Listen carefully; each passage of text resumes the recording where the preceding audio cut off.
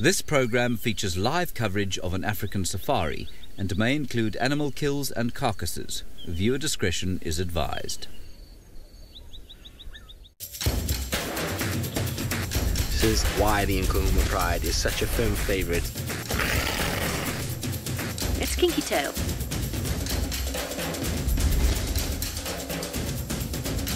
He just looks ready for a fight. This is still her territory. The Evoker boys are here to stay. How insane was that? Good afternoon, everybody, and welcome to the 35th episode of Safari Lives. Now, I'm so excited to be in the tent with all of you and have this wonderful theme, and I hope you've gotten a bit of a clue as to exactly what this theme is. Now, we are coming to you, like I said, from the tent and from Djuma on the western fringes of the Kruger National Park. So, like I said, this is Safari Lives, and when we have Safari Lives, we get to catch up with all our characters and exactly what they've been up to for the past week. Now, I'm hoping that, like I said, you have the hint and you can use that hashtag SafariLive on Twitter or the YouTube chat stream. Let me know what you think it is. In the meantime, let us have a look at exactly what our characters have been doing here and in the Masai Mara in the past week. This week in Djuma, Princess Thalamba was relaxing at Gwaripan in the northeast. She moved slightly southwest of that to meet Mum Tandi for a meal. Scuba Steve remained relaxed at his recently replenished territory of the Buffelshoek watering hole in the northeast. Tingana, the Duke of Djuma, remained in the middle of his territory, lying low for most of the week. Up in the Masai Mara in Kenya, the Sausage Tree Pride and the Eldonyo Payak males were just north and west of their normal haunt, while the Owino Pride lingered not too far from them. Finally, we had another great sighting of the Shepherd's Tree male leopard, close to the Tanzanian border. I hope you've got it. It's Valentine's Day week. Now, I know some of us celebrate it, some of us don't celebrate it, but nonetheless, it is a way for us to express to our loved ones exactly how we feel about them. But shame on you if this is the only day you express it. But we're going to chat a little bit more about love and exactly what it is for us and what it is in the animal kingdom and how we're going to compare it and find similarities as well as differences. Now, I'm going to chat a little bit more, and as you know, we get to play some nice clips to show you exactly what's been happening. Now I'm going to take a seat right here, but I want to chat to you very quickly first. Now, we discovered that there are different phases of love. There's lust, there's attraction, and then of course there's companionship. And each and every one of us know exactly what those phases go through. We've all felt it, the igniting of our senses, the fiery feelings inside our hearts. Now, do you think that animals feel the same way? Well, let's see, let's discuss it, and you let me know exactly what you think using the hashtag. So, I would like to first start off with leopards for a bit. Now, let us just... Sorry, Darby. Now, this is Tingana, who is mating with a skittish female. Now, as you can see, her behavior... Oh, look at the way that she kind of waltzes up to him, rubs up against him, says, "Hey, I'm here. Do you know me?" And he kind of says, yeah, I do. Let's get this started. Listen to that. Quite amazing. Now you see the way that he gripped her neck, and that whole thing is part of the ritual, and you'll find that lots of animals have this ritualistic behavior associated with mating and associated with the joining and bonding of the two of them. Now she will hang around with him a little bit, and they'll even share kills occasionally, and we know that this is odd because leopards are quite solitary, but during this time it kind of reaffirms the bond between them. And there she goes again. She's approaching him, rub up against him again, and she usually always goes for the cheeks. She's going on the glands on his cheeks, and she lifts up her tail and swings it around him. And you can see she moves her tail aside. There we go.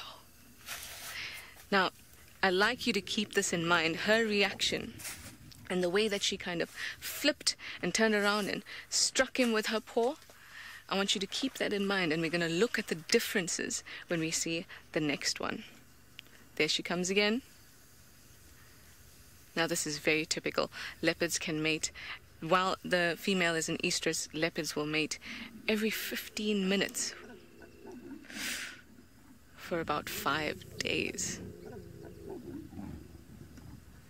Now, you saw him grip the back of her neck. And there's a couple of reasons why that may be so. Firstly, there is the argument that perhaps because they don't have social bonds, so it's not as if they know each other very well. So he's trying to protect himself by being dominant over her. But then there's also another theory that says maybe this neck-biting ritual actually stimulates her to ovulate. And that's because she doesn't, unlike us, leopards or cats in general, don't actually constantly ovulate like we do. They don't have that kind of wastage. Every month we have what's regarded biologically as wastage because you're letting go of that egg. But leopards don't have that, so you need to induce ovulation. And there is a thought pattern that maybe that neck biting is exactly what that does. Now, I think that's very cool. So we spoke about the stages of love, and I love love. I'm a sucker for love. And when these kind of mates come together, the ones that are normally solitary or they don't know each other very well, they fall into the category of lust. But not in the way you might imagine it. Don't think of it like when you are feeling lustful. If you do, don't think of it like that. Think of it in terms of estrogen and testosterone. So there's an increase in the testosterone for the males and an increase in the estrogen for the females. And that's exactly, in our brain as humans, that is exactly what comes into play when we speak about lust for ourselves as well. Anyway, such interesting things. We'll be back just now and talk about the next clip. In the meantime, go over to Steve, who wants to say hello. Obviously. Good afternoon, everybody. Welcome to my vehicle this afternoon. I'm just pulling up here a second. We've got a couple Impala coming down to drink on the right-hand side. My name is Steve. I'm joined on camera by Sebastian, and it is very hot. I can't imagine what it's like in the tent for Trishala, but I'm sure the love is keeping her nice and cool. Anyway, some Impalas over my right-hand shoulder. The reason why I came to check Gallagher watering hole is my room is not far away on the other side of the drainage line over there. And for the longest time today, I've been hearing Franklin's making that very ominous call that is so often associated with the presence of a leopard. I've never heard them making it for a lion, but then we spend so much time out here with leopards, tracking leopards, that often it's the leopards that we hear the response to. And I doubt there would be some lions hiding just in that little drainage. It's a perfect ambush site for many of the leopards, and Tingana Hosana spent a lot of time in this drainage line. So I just thought I'd come and have a look. But seeing as the number of Impala that have been coming through, there's a very good chance that whatever is hiding in there is flat as a pancake in these sweltering temperatures of 37 degrees Celsius, 99 degrees Fahrenheit. Don't we just hear that song ringing in our head when we say 99 degrees? But anyway, my plan in the afternoon, I'm going to do a bit of a boundary patrol, head down towards, see if the lions are around as well, and then head up towards Buffelshoek Dam at some stage. But for now, let's go over to Ali. I think she's looking for the Princess Tlalamba. Well, indeed. It is extremely hot this afternoon, but never mind. We love what we do, as Trishala was saying, or adding on to her conversation. So we will take on all the heat just for the opportunity of spending time out there in nature and with the wildlife. My name is Ali, and on camera with me today is BK.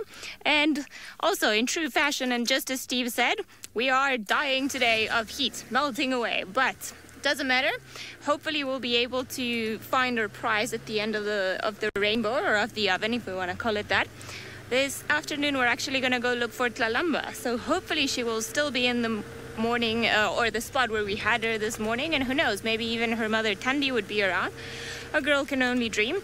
So we're hoping that the spots will be down there. It has been, because it's been so hot, chances of her moving too far from where we left her are a little bit slim, but we do know that Lalamba has a personality like few cats, so she loves jumping around and coming and doing and jumping on trees and then just unexpectedly leaving. So we might be able to find her, hopefully we will, and we will avoid this car in the process. And we'll just get out of the way very quickly. Alrighty.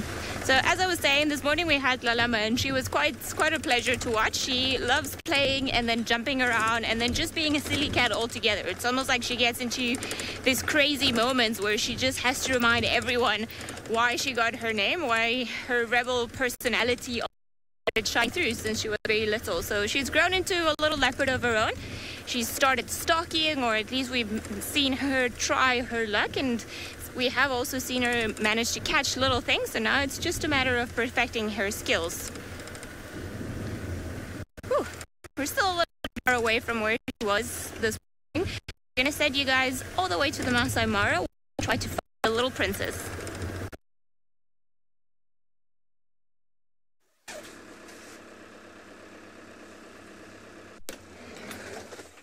A very good afternoon, everyone. Welcome to the rainy Masai Mara. My name is Isaac, and on camera I have Achi. It's been raining for the last 1 hour, so we are closed up so we can save our equipment. It is wet everywhere, and we cannot actually use our cameras to show you how it looks outside, but shortly when it stops, we will be able to share with you what is happening here. It's around 28 degrees Celsius. It is very beautiful. I'm hoping the rain will subside so I can share this lovely place with you. As I go on, I'll share with you something we saw last week, the shepherd's tree male.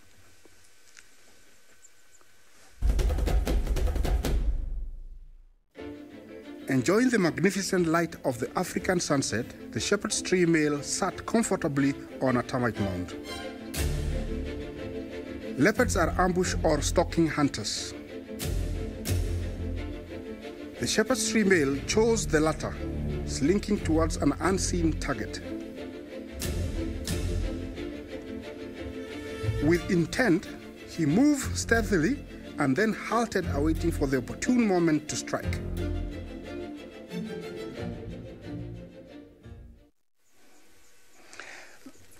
Yeah, not far from here is where that shot was taken, but it's totally different right now. You can see it's rather gloomy, but still very beautiful in its own way. Over there is plenty of trees and grass, and there are some lions hiding somewhere. So we're gonna go looking for them, and hopefully we'll get to find them.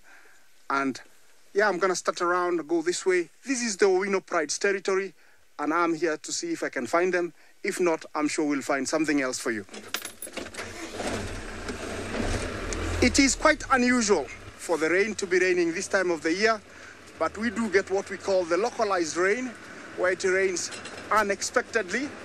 I'm not complaining because the ground needs it and the grass needs it, so it is useful these rains. Otherwise, it will be very dry and we won't have this lovely grass that is growing and waiting for the wildebeest to come.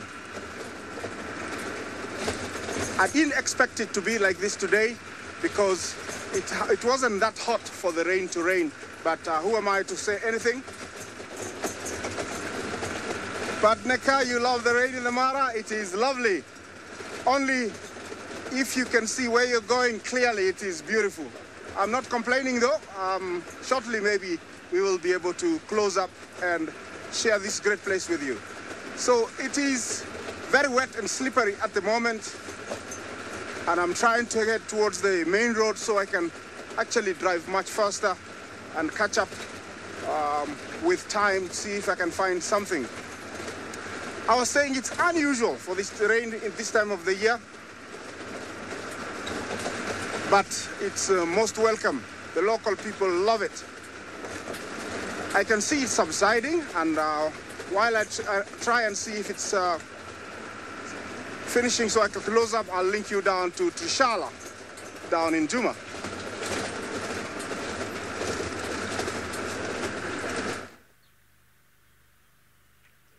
Yes, still talking about love. I hope you all have brought your partners closer to watch this episode of Safari Lives. Not your typical love story, definitely not. But I wanted to tell you that, or I said to you earlier that we were going to speak about our next clip now, and I told you to keep in mind exactly how Tingana and the skittish female had behaved earlier. So let's actually just have a look at that very quickly, and then we can have a good discussion about it and a comparison in a bit.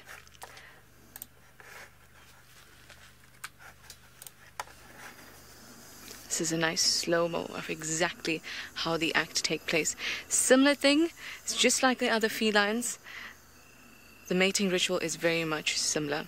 She comes around, she exposes the rump to him, and then he knows immediately that's an invitation for him to begin mating. Now look, she snarls and she exposes her teeth to him, and then she rolls over. But she doesn't swat him, and she's not as aggressive as the skittish female was with Tingana. Now, that was nice, and Carla B says she and Kitty are watching closely. Well, I really hope that Kitty is taking some tips from today's episode. But what we were talking about was the fact that she didn't swat the lion there. In fact, she was a lot more calm. Now that tells me... Ooh, am I still all pretty? That tells me that they have been engaged in the mating game for a lot longer. What tends to happen is if they're mating like Tingana and the skittish female were, and they were mating, just beginning to mate, then that's kind of what happens. And it's obviously because of his barbed penis, which is what will scrape the walls of her sexual organs in order to stimulate her ovulation. Now, it's the same thing is happening here, but the difference is they have been engaged in it for a lot longer. And that's not something that I know for a fact, but that's something I know just from watching them and knowing their behavior. So I think that that's quite cool. It's also quite cool to see that we know that the mane of a lion is involved, or that testosterone is involved in the production of this big massive mane. So here we are, we're talking about the stages of love, we're talking about lust, attachment and companionship, and we know that he has got a high testosterone level. And if she is in her estrous cycle, which she must be, otherwise they wouldn't be mating, she has got a high estrogen level. So at this point we're still talking about the lust associated with it. But what benefit is lust and having the high testosterone or high estrogen levels? It is a survival benefit. It is the biggest survival benefit you will have ever, because that attraction means that you will mate, which means that you will now send your genes further into the future and your species will survive. So this whole idea, I know when we think of humans and the way that we love, you think of lust as this, almost diminished love. But it's all part of the process. And here, lust means that you can now put forward your genes, and it actually invites you in your brain chemically in order to mate and send forth your genes. So I think that that's quite cool. It also means that it's all in the chemistry, which is even cooler. So now you can see how we all fit into this picture. If we can feel it, the animals can feel it. And in terms of mammals especially, research has shown that they have the ability to feel what we feel, or at least they have the correct pathways and chemicals in their brain to feel what they feel. But whether they feel it in the same way that we do, that's questionable. You would have seen the same with your dog. You know that your dog or your cat is affectionate to you, but you are not sure if they feel the same way that you feel, or they feel in the same way that you feel. So I think that love is super, super interesting, especially when you go through all the phases. So now we've just gone past our little bit of a lust stage here. And like I said, lust, sexual hormones, estrogen, and testosterone. And that's been kind of basically solidified scientifically. So we're going to move on just now and speak about the next stage, which is attachment, and I'll explain exactly what that's all about just when we get back from Steve, who's got something special for you, I hope. Well, thanks, Trish. Love is definitely in the air, although it feels so hot. I think I'm just melting. Might be a combination of the two. We saw one of the Wahlberg's eagles a moment ago, just flew off. We tried to frame it up, but just flew off. We know that the love affair of the Wahlbergs in this area has been real over the last few years, but I won't get too deep into that, because I think we are going to be discussing it a little bit later. But we just had some baboons, but as soon as we put them on camera, they decided to move off. Unfortunately, the baboons aren't the most romantic of individuals. They are actually quite promiscuous, the females. And when they get the big, ripe, swollen behinds, which is an indication to the males that they are in estrus, and pretty much mate with any male that they see. But obviously, when the big males find them, they'll quite often try and preoccupy them for a while to kind of ensure that it's their kids. But there generally doesn't seem to be too much in the way of discretion when it comes to baboons. So, not your classic love tale on the Valentine's theme, the baboons indeed. Hey, Seb? No. I agree with you. Although Seb can do a very nice baboon mating call. You going to do it, Seb?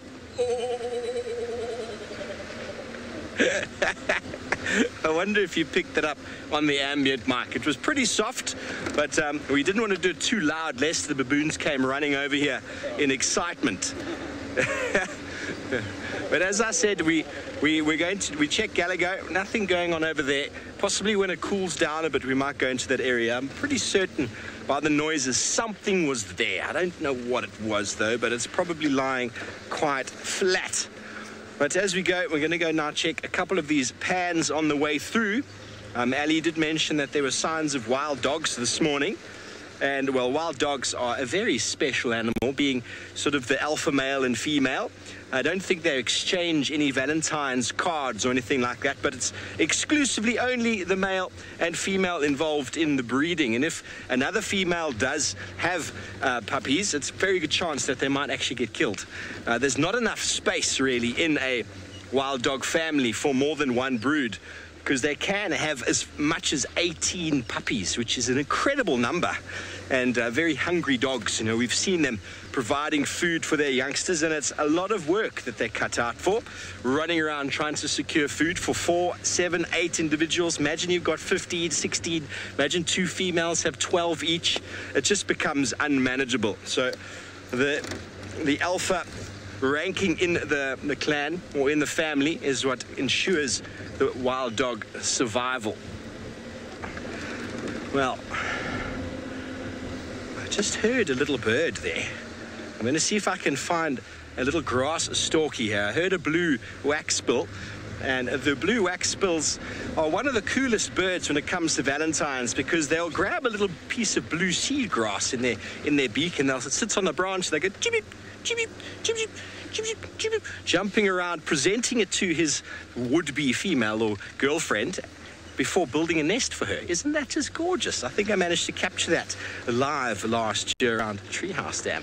But anyway, we are going to continue on searching the wilderness for any signs of animals. But while we do that, let's go back over to Ellie and see how she's getting on looking for the princess.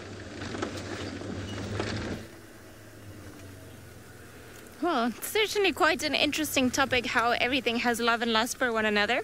We are in the area where we left Lalamba this morning, but it seems like it's going to be a bit of a tricky thing to try and find her. It seems like somebody's driven on this road already, so we're going to try and see if we can go up to the previous tracks that we had. I am sure she's hiding somewhere around here. I wouldn't be surprised if she were. And there are no bigger tracks for Thandi, so I would imagine that she hasn't come and fetched her. And although Thandi might not be the most, or considered sometimes the most loving of mothers, we can say that she is quite a good mother. Just in general, she does an outstanding job in providing for her cubs, and this is part of the reason why Lalamba has been able to get us all that she has. Not only self-merit, but also help from the mother. Now, if you look at this, can you show this patch here? this is what we're looking at. I'm just going to unplug myself quickly. This is where she was lying down. So you can see here are her whole leg, and then in this area, because I'm in the sun, then you can see she's been lying here, and then she's got one foot here, and then she's been pointing in that direction. However, it seems that somebody's been walking around here, as you can see somebody's footprint. So I wonder where she's gone. The tracks go up in that direction, so we're going to follow them, and hopefully that will lead us to the tiny little cub. Well, she's not that tiny anymore. She has grown into a little princess of her own. And I wouldn't be surprised if she's actually seeing us from somewhere around here. Perhaps her and her mom are having a good giggle, as in like, oh, look at these humans where they are. And that's maybe it. So I'm going to try and follow the tracks really closely just to see if we can find her. But while we do that, I'm sure we would love to see what Lalamba gets up to on her spare time.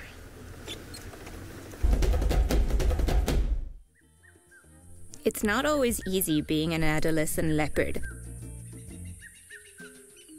After a lot of lazing about, Lalamba discovered that seemingly simple things could potentially be very entertaining.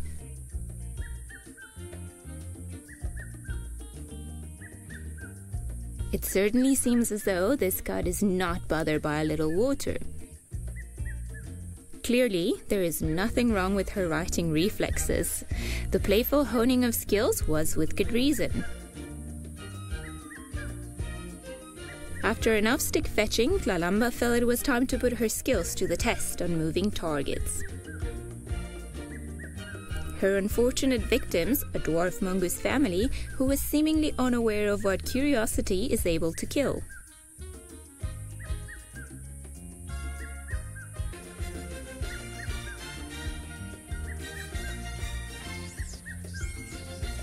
Alas, it seems Lalamba is in need of some more hunting practice. It is hilarious to watch little leopard cubs on their own. They're always up to something, and I think she provided us with a lot of entertainment. She definitely loves playing with sticks and then climbing up and down trees and then doing all sorts of crazy things. So, I mean, it's good to see that even at her age, she hasn't lost that playfulness that comes with age. And I think watching her stalk mongoose and then this morning watching her stalk nyala, which is a much bigger prey, just leads us to the belief that she is getting ready to become independent. She's also around about the right age where that process can start, and I'm sure Thandi is going to be looking for perhaps for a new suitor when she's ready to mate again, and then she'll do pretty much the same way as the lionesses will do. She will start calling, trying to attract a male, and just make sure that she makes herself known and available for the suitor. It will be interesting to find out who she's going to end up mating with, because obviously there are a few rulers in this area. We know Tingana is Lalamba's father, or at least we suspect so, until we manage to get that little packet of with Lalamba's dung, so we can get the definite DNA, so we can try and cross it and cross-reference it and find out, well, not us, but the Panthea organization. They'll do that, and then hopefully at some point let us know the results, because it's been quite an interesting reveal of to who's offspring, after of course all the collection and the mating that's been happening in the last few years or so. It seems, I don't think she came all the way up here. My guess is that she is somewhere in the block. Paula, I agree with you. She's still just a big kitty. She's definitely I think she will have that to her character. She will always do things just for fun, because after seeing her play on several occasions with trees, and then just the way she does, she's quite funny. She's always getting herself into some kind of trouble. I'm gonna turn around here because I don't think the tracks came all the way up here. And then I feel like I'm becoming a shark, going up and down, waiting to try and see our prey, which in this case are Lalamba's tracks. We found 2 spots where she's been lying down, so I think there's a good chance that she's here, close to us. But while we carry on searching, we'll send you guys back across to Trushala.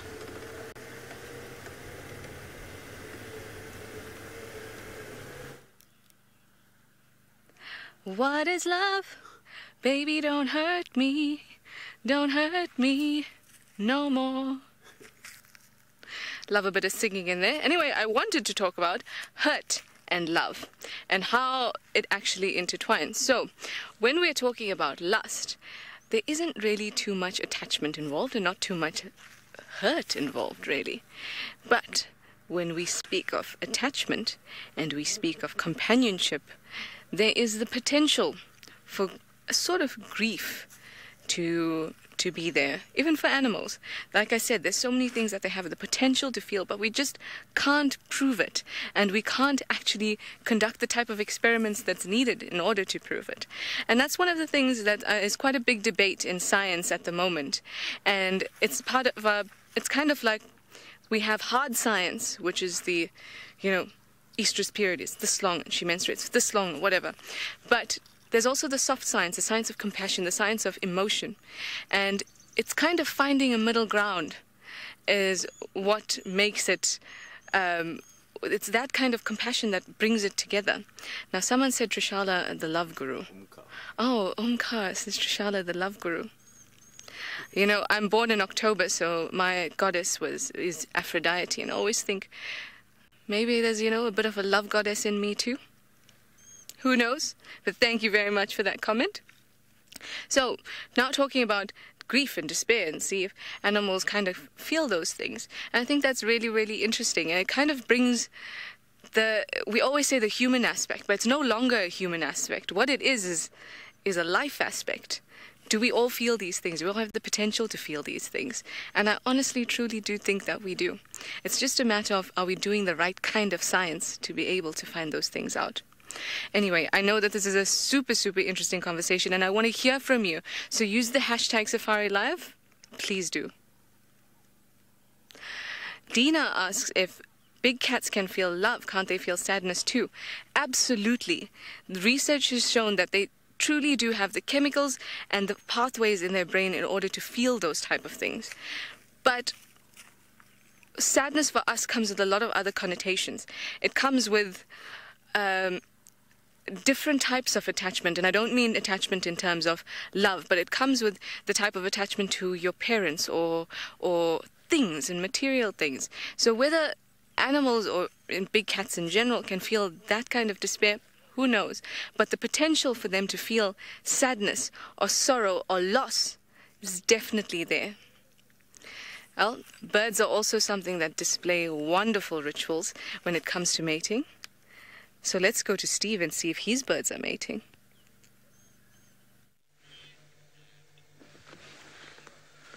Well, welcome back, everybody. Look at what we have found. We have found an African harrier hawk sitting inside the knobthorn tree.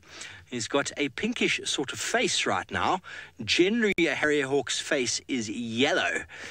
And generally, when the face goes pink like that, it is around the time when they're either getting annoyed or potentially in a little bit of a courting dance with a female. So a bit of a sort of a heightened state. I've seen a bird bombing a gymnogene, or harrier hawk, what's the old name's a gymnogene, and within moments the face went from yellow to pink in a sign of sort of agitation. But then I've also seen them in a breeding pair going red like that. So with most of your large raptors, the African harrier hawk as well is a monogamous pair, and they will breed for life or until death do us part. And obviously the pair being a couple, building a platform nest, generally on the sort of a tree like this one, in the canopy, where they can be protected from other predators. Because as we know, the African harrier hawk is the supreme nest raiding specialist. So for all of the Valentines out there that then secure a mate and then have some babies, lo and behold, this is the biggest predator to birds in their nests. Not only the adults, but the chicks and the eggs. So a very nice niche that this bird has filled. Not many other birds that I know of are capable of raiding nests the way that the African harrier hawk does. One in particular could be Burchell's kukels. The kukels are known to skulk through and raid nests that might be down sort of in bushes, but not in cavities like this one's able to put their leg in really deep inside. Liver, you want to know if birds blush? And well, this one most certainly does. The rest of the birds out here, generally you don't see much skin on the face. It's covered in feathers everywhere, but the harrier hawk most certainly has got moods, and you can see their face go from yellow to pink in quite a short space of time. So just a mood change. Well, I don't know if they're blushing, but let's say that they are. But for now, this individual is hiding in the thicket there, trying to avoid the heat of the African sun.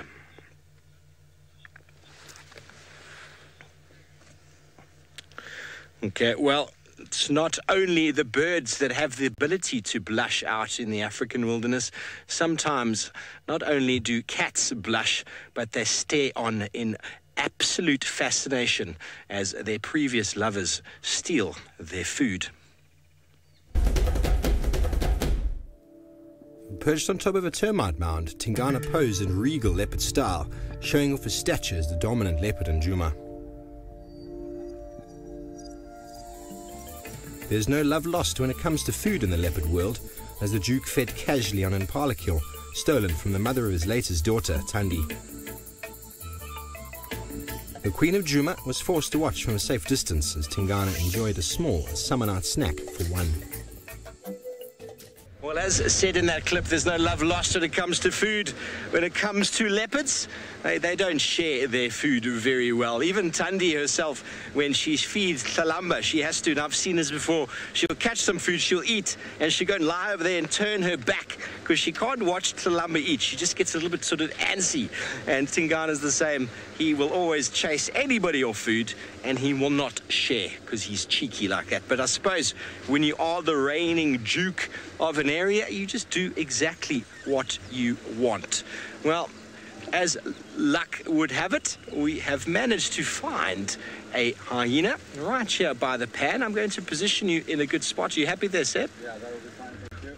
And this is the same pan that is very close to the Djuma den.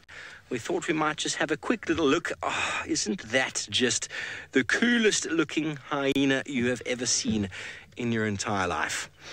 Cool as a cucumber, enjoying the wallowing of the pan. And as I discussed yesterday, the Djuma clan has upgraded from a den without much water to a den with their own swimming pool.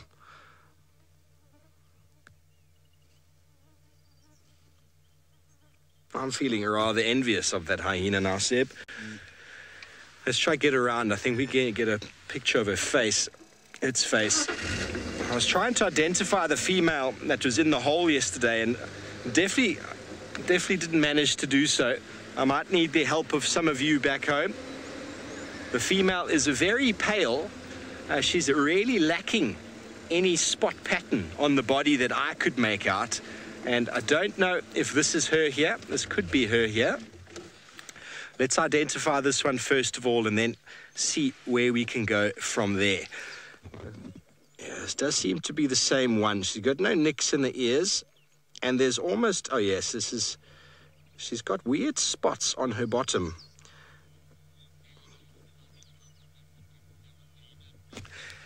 Everyone's excited about the Djuma den, and I am as well. Very, very fortunate we are. Thank you, Hukumuri, for not only showing us some beautiful scenes yesterday, but for leading us directly into the arms of the Djuma clan.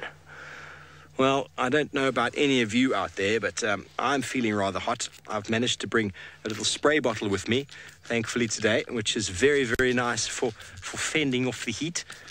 Well, it cools us down as we drive with the air conditioning on our face.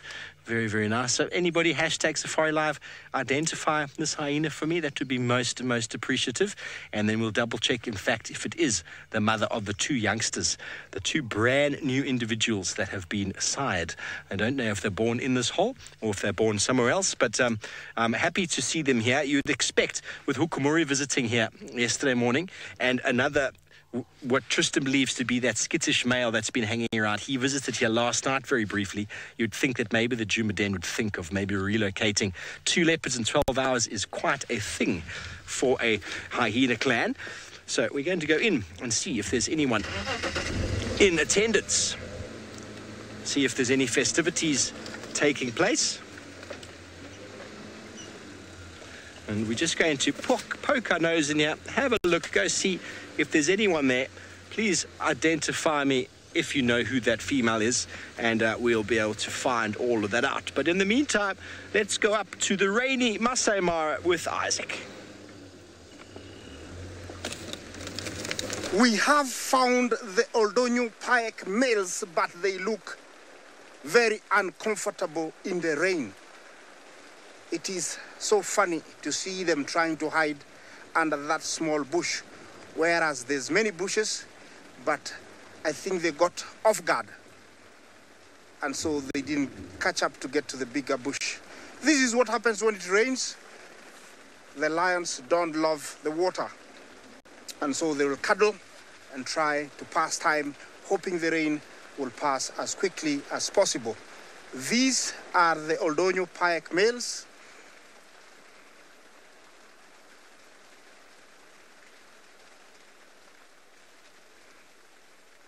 Yes, he's getting comfortable, and while he does that, I'll link you all the way down to Duma, to Trish.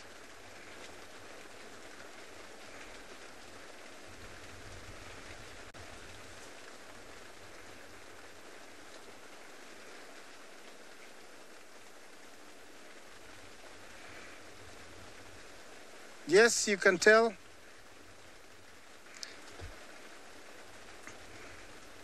Yes, while these guys relax here, I'll send you to what was happening with Oldonyo Payek a few weeks ago.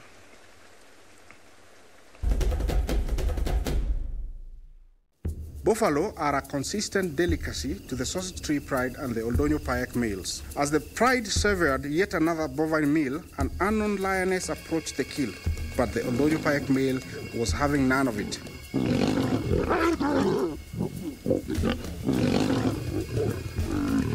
Distracted by the intruder, an unknown male lion took to the opportunity to get a mouthful of steak before the Pride reclaimed the carcass.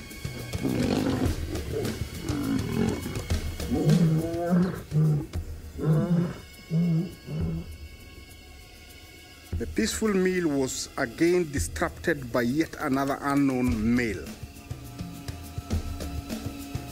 Dominant coalitions are welcomed by lion prides as they provide protection from marauding coalitions and nomads. The Oldonyo Payek brothers carried out their duty briskly.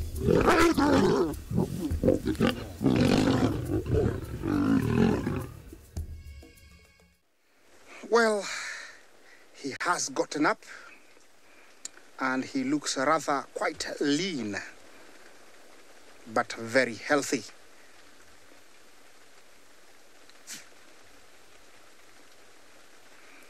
Yes, he's decided to have a look on what he's gonna go for dinner, and while they are deciding what to do, I'll take you down to Ali in Greater Kruger.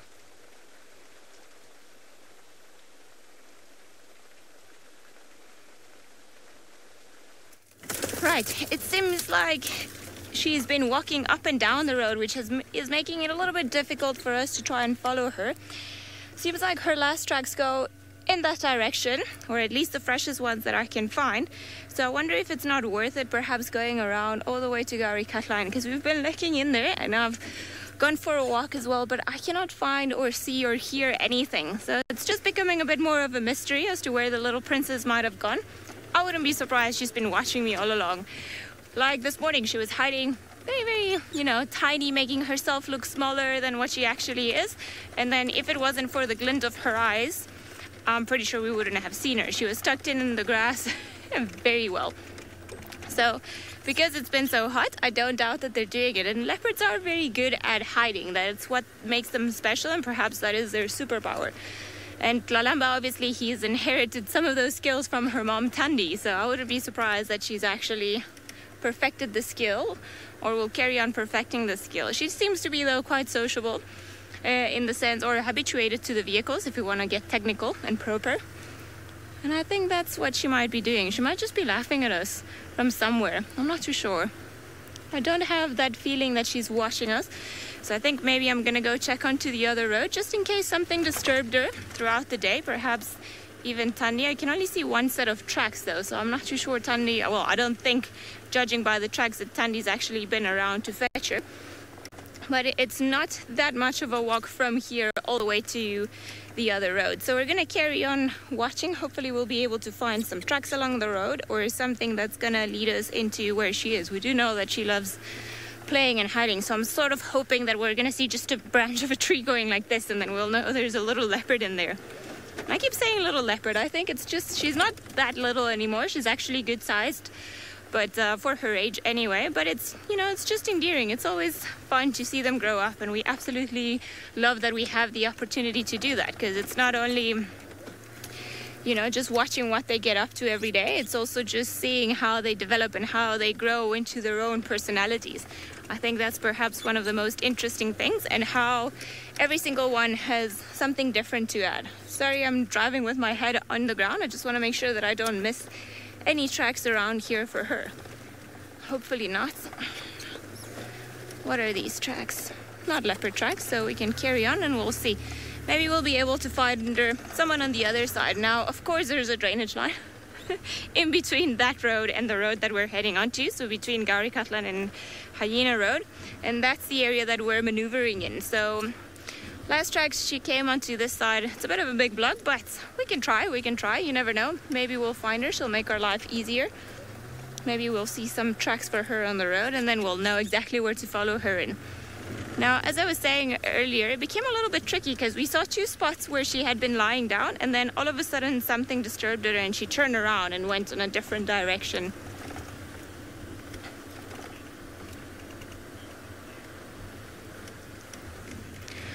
Jenny, what normally happens with female leopards, now male leopards are different, what happens with female leopards is that they tend to inherit a portion of their mom's territory. So I suspect that Tlalamba is going to end up staying in the northeastern corner, or just eastern corner of Djuma. So she might be around the area that she's in, and then perhaps even a little bit of Torchwood, as it seems those are the areas where Thandi has been keeping her all along. It's particularly the eastern side towards Mamba and those roads. Oh, what is this? So, is this a track? No, it is not. So she's going to inherit a portion. As she grows older, then that motherly love perhaps won't be as strong, that strong bond, because leopards are not, or are not as sociable as some other creatures. No doubt they will know who each other is, and they will recognize each other as, you know, having shared a bond. But as they get older, then that bond gets almost replaced by the bond that they form with their latest offspring. So the minute Thandi has or is ready to have her next litter, she'll become less and less tolerant of Tlalamba, which is, you know, tough love for Tlalamba, because I've seen it now a few times with the older cubs when their mothers start becoming more aggressive and start pushing them away. They don't love it, because now it's the time to be a big independent leopard, which is sometimes not the easiest lesson for them to have.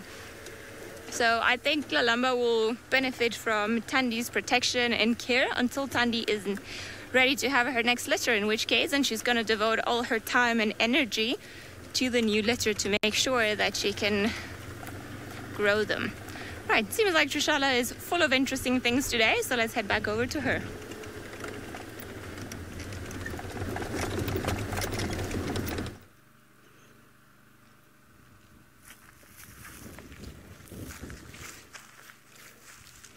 Walking through the fields of grass. Doesn't it sound like a romantic movie? I kind of feel like I'm in one right now.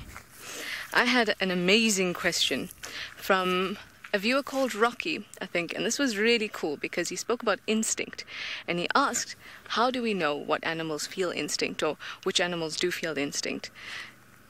It's a strange thing. I feel like instinct is knowledge that's within you that you don't know you have yet. It's almost as if we behave out of this knowledge or instinct, but we don't consciously know that we're behaving out of this. And I think a lot of the time, and most of the time actually, that applies to all animals. Animals have, in fact, let's go into the tent. It is so hot out here, and Darby thinks that he's going to be melting. Yes, Darby's on camera with me. I did tell him, so sorry, he's making me look so good, and here I am giving him no credit at all. But instinct is super, super cool. It really is the driving force for our survival and for the survival of everything out here. So That is a really cool question, Rocky. I think, in my opinion, that everything feels a bit of instinct. In fact, everything feels instinct, hands down, in my opinion, because that is how we manage to do the things that we do. Now, speaking of grass, I wanted to show you something very pretty. This is called sawtooth lovegrass. Just fits perfectly into our theme, doesn't it? So I'm going to pop it under the microscope so you can have a closer look.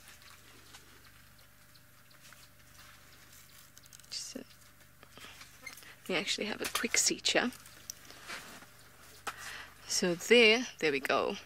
So this is called sawtooth lovegrass, and its scientific name or botanical name is Aragosta superba. Now, I remember this, and this is because of Steve, is that Eros, as in Cupid, is associated with love, so Aragosta, you see? And then superba, because they're big. Bridget says it's very pretty. I must agree with you, Bridget. I think it's one of my favorite grasses. It is utterly pretty. And you can see the little bits of pink all around it. Very nice. I'd love to make a bouquet of that, or rather receive a bouquet of that. Very nice. Our little love grass. Cool. So we had one more clip that we wanted to play. In fact, before I play this clip, I want to talk to you a bit about this. We're going to move away from lust now and speak a little bit more about attraction. Now, attraction is associated with dopamine in your brain that increases and serotonin that decreases. Now, that's quite cool because the decrease in serotonin has to do with things like loss of appetite, the racing heart, you know, things like that. And the increase in dopamine has to do with the feeling, the high feeling that you get from being in love. Now, this stage is called attraction. And what it means is that you constantly want to be around that individual. It's kind of like obsession in a strange way. And it was actually found that people that have OCD have a lower level of serotonin. So it was associated with being obsessed, someone being constantly on your mind, and the need to constantly be around somebody. Now, this one is kind of hard to find in the animal kingdom, but I think that the hippo couple that we have, Sarah Snorkel and Scuba Steve, I think that they fit into this category quite nicely because they constantly need to be around each other, and I think that it's quite cool. Okay, so now Steve has got some lions, so I can only show this to you in a bit, but nonetheless, it's there for you, and I love this discussion. We'll have it just now. Let's go to Steve.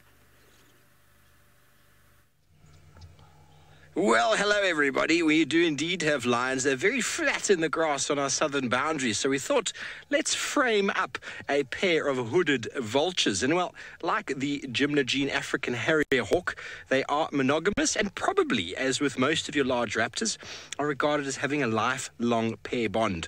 Now, they are known to frequently alloprene to sort of secure those bonds. You find that in many sort of pair bonded animals, alloprening to secure bonds, to sort of just the partnership that they have. We do it as well, you know, we'll help scratch each other in places we can't get. And very interesting, the nesting of the birds as well, because before the nesting, should I say, that there's almost like a sort of courtship display, which comes with a sort of soaring as wingtips touch in a circular motion in the sky, and then they can invariably turn their feet towards each other, almost like eagles will do, and grasp each other's talons, except they don't go as far as that. And well, then they will meet either on the carcass or nearby the nest, where copulation, albeit very short, will happen very frequently. Can happen, as I said, by the nest or near a carcass. Now, how's that for on the go? Well, beautiful birds. Amy, you want to know if lions have menopause? And well, certainly, I mean, I'm not 100% sure whether they go through menopause or whether they just get to an age where breeding stops. I'm really not sure. I mean, you see quite old lionesses still having cubs. And same with leopards. The number of cubs in the litter generally, I suppose, just reduces.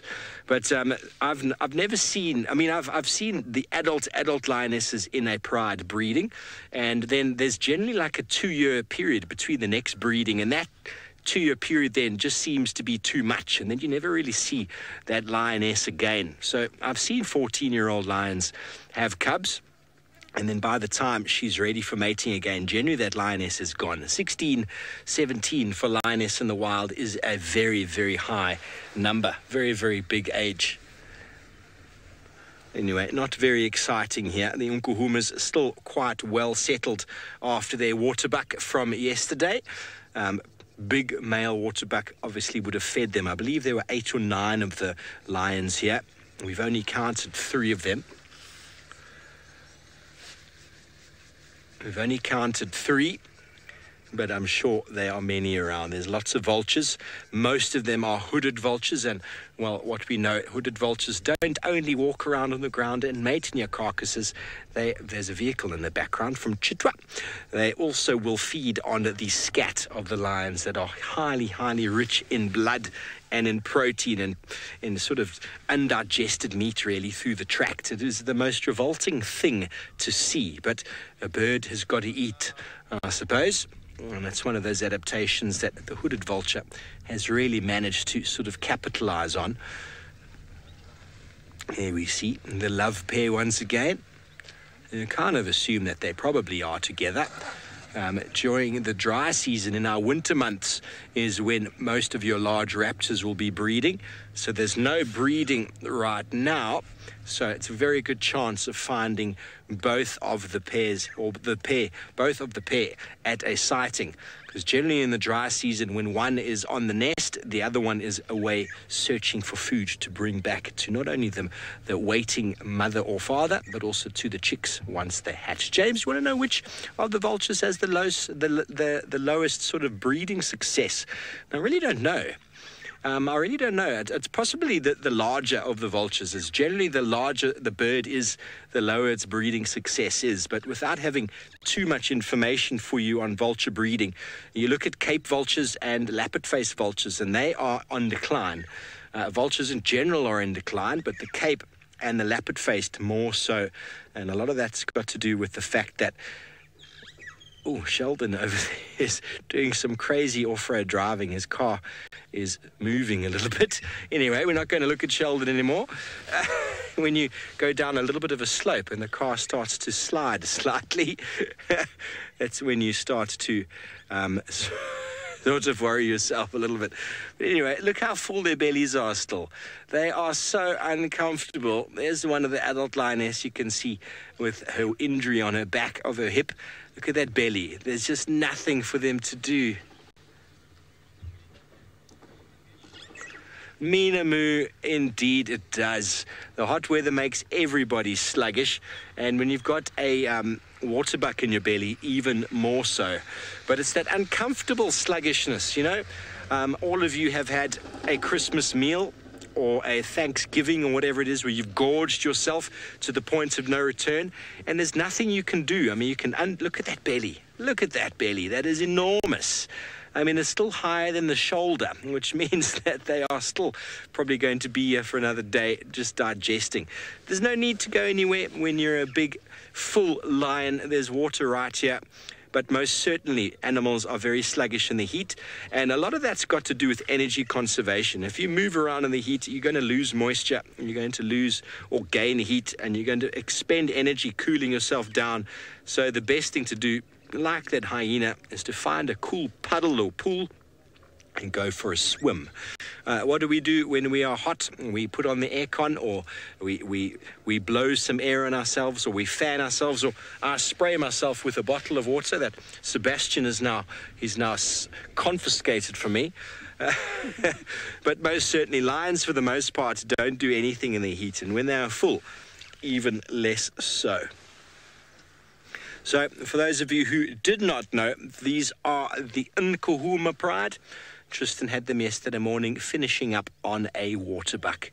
A waterbuck male who is not going to be able to mate again or look after his possible harem of females nearby our southeastern boundary. But anyway, we're going to move off from here as these lions are not doing too much and see what else we can find.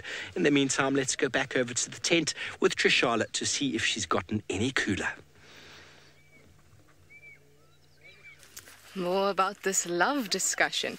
Now, I did tell you that I wanted to speak about the hippos, the new hippo couple that we had, and the attraction associated with them, and of course the hormones that are associated with them. So let's watch this quickly, and then we can chat about it a little more in a bit.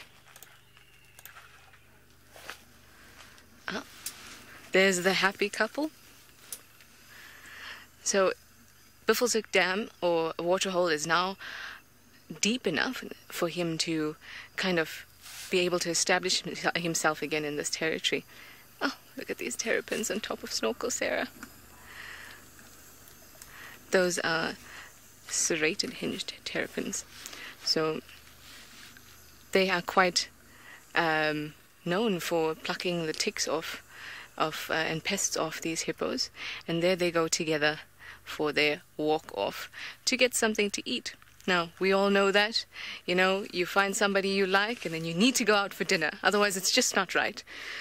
So this is quite nice because it kind of shows how there's that lustful element is not there as much. And that element of needing to mate ASAP is not there at the moment. So that's why I put them into this attraction category.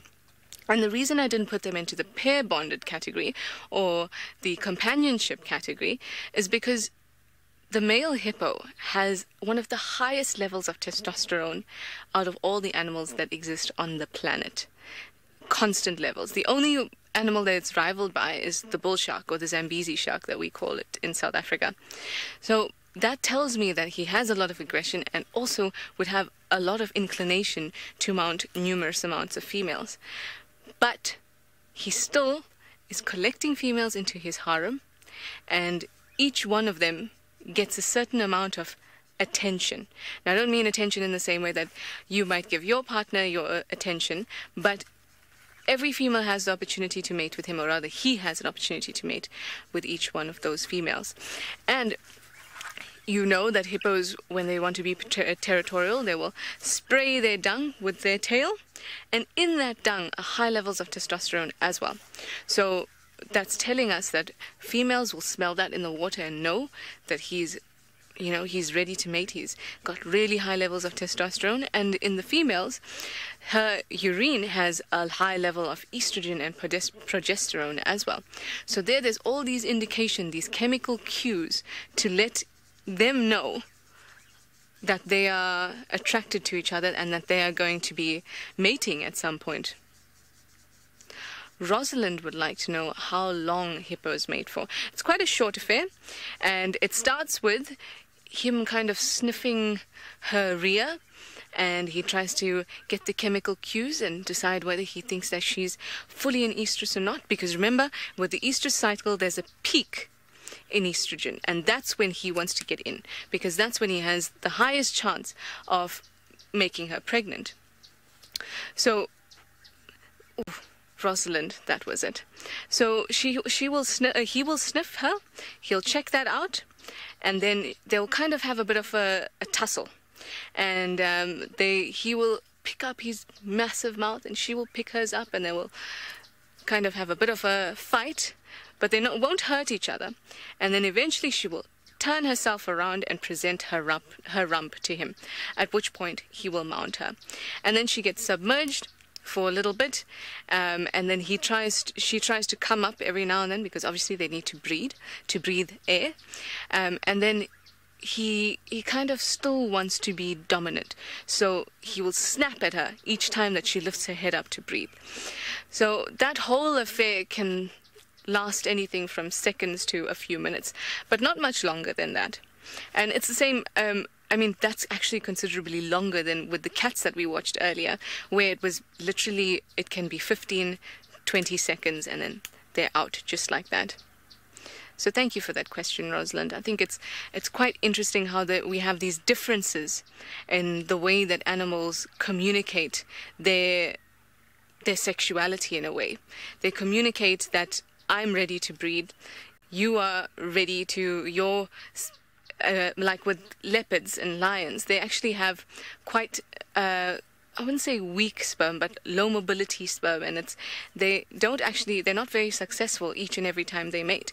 So when they considering that they mate constantly, tells you that they need to constantly... Sorry, I was just getting a question there. That constant movement, what brings on the ovulation. Now, I had a question by Eric, and I'm so sorry, Maria, I didn't get the whole thing there. If you can just tell me that again. But it had something to do with hormone levels in animals. That was from Eric.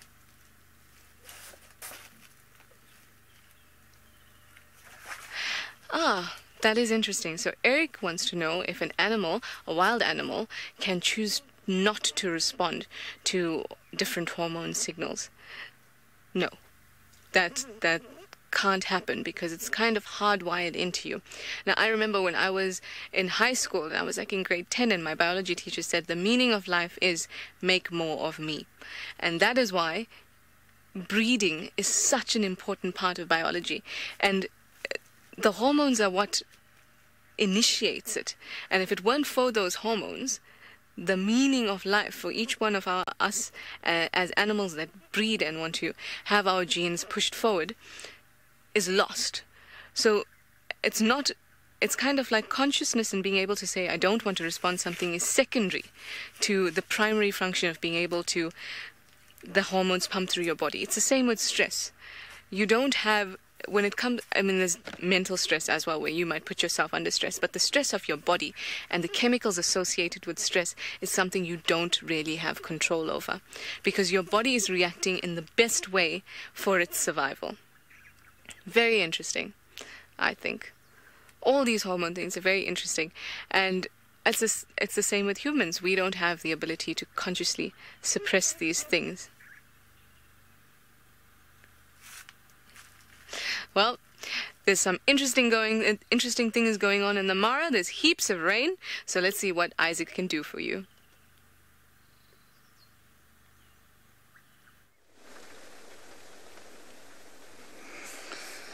Yeah, it is still raining, as you can see, but we have managed to open one side of the vehicle, and now we have a very beautiful view of the plains, including one of our big sausage tree males, just sitting there hoping the rain would pass. I'm sure he does like a shower every now and then, and he's getting it now free of charge. I'm hoping that he's gonna shake his mane. It is why don't cats love water? I didn't get the name, who it was, but it is a natural thing where they don't love water.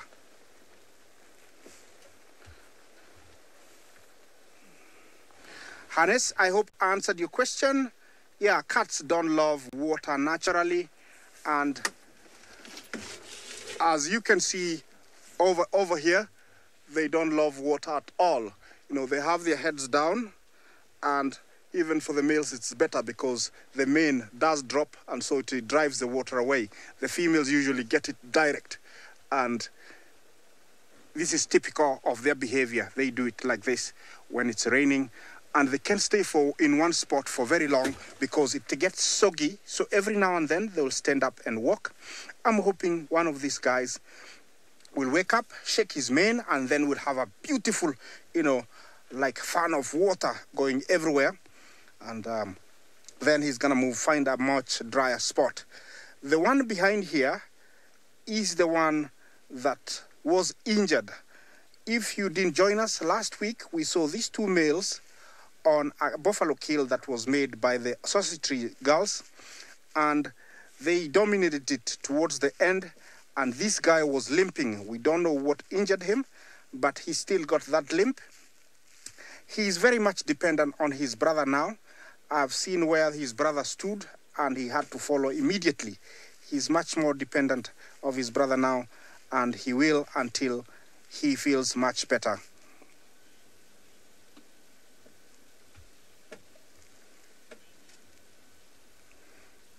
Rob, you asked me if the mane absorbs water or does it, drop off. It doesn't. It drops off. I think it can only soak in a certain amount, and then the rest, runs off the mane. That is the case. Very much like our hair, you cannot take in much. There's a certain amount, and then it will run off. So it's both. It will, absorb the water, and then eventually, once it's very wet, then it will run off. These guys are so disguised because the grass is so high. Actually, I was very lucky to be driving and saw them moving on my windscreen. Otherwise, I would have just driven past them. The rain has almost stopped now, and anytime maybe he will get up. Yes, while I rest with these guys here, let me send you to... I'll send you to a clip by the Owino Prides last week.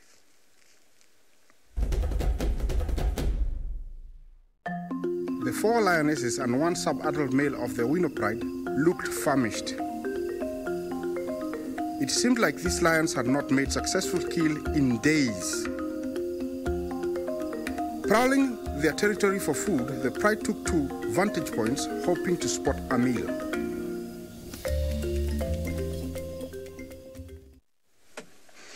Yes, the Owinos were looking rather quite desperate, and since then we haven't seen them. It's very much the case with these 2 guys. They actually are quite hungry. I think the buffalo you saw them eating last week, it was their last meal, and they will be looking for something quite soon, maybe tonight, maybe tomorrow morning, and if not, they might end up going back towards where the females are, because that is typical of these 2 males. Whenever things become too tough, they always turn back to their professional girls who always kill a buffalo for them. He looks like he's rather quite cold and is curled up there.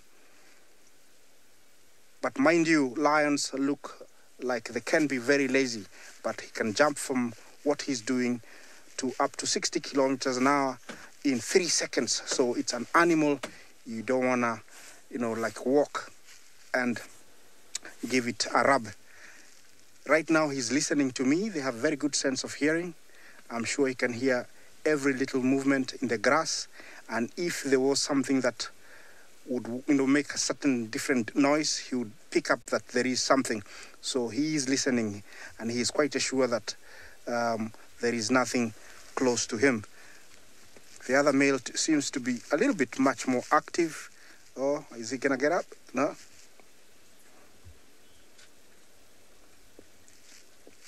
Okay, while my lion does a little bit of yoga, let's send you to Steve with Scuba Steve down in Juma.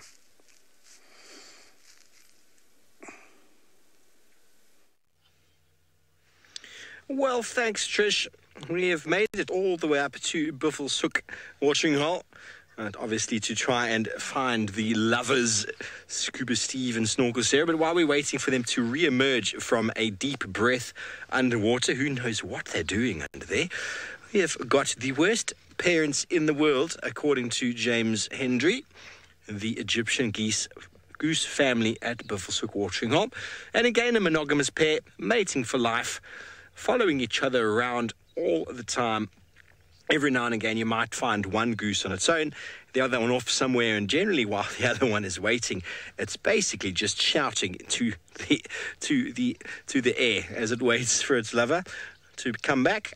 He's gone off on some golfing day or something like that, to re-emerge back as the pair. We're having a bit of a drink. It looks tasty. Okay, so we've got a head movement there in the middle of the dam. Seb, I can see hippo ears. There's at least one in the middle. And the love affair is real. Old Scuba Steve, there he is. Always out for the camera. He's such a superstar.